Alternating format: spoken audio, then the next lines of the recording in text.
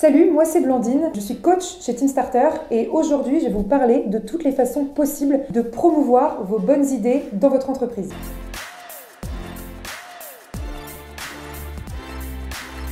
Pour qu'une idée prenne vie, ça va être essentiel d'impliquer un maximum de collaborateurs autour. Donc que ce soit pour la concrétisation de votre idée en projet au sein de la plateforme Teamstarter, pour donner l'exemple et inciter d'autres personnes à faire de même, ou encore évidemment pour alimenter les repas de famille avec ses plus belles réussites. Bref, il y a plein de bonnes raisons de mettre en avant ces idées. Aujourd'hui, je vais vous donner quelques exemples pour y arriver de la meilleure manière possible.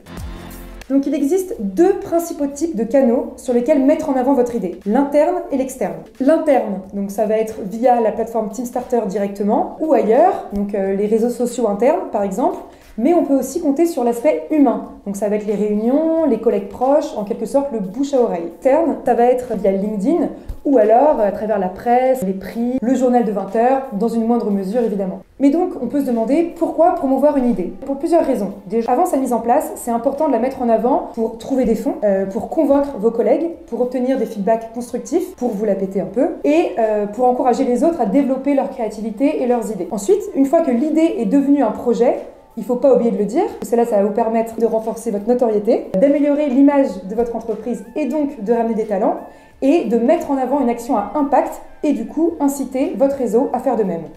En quelque sorte, sauver le monde.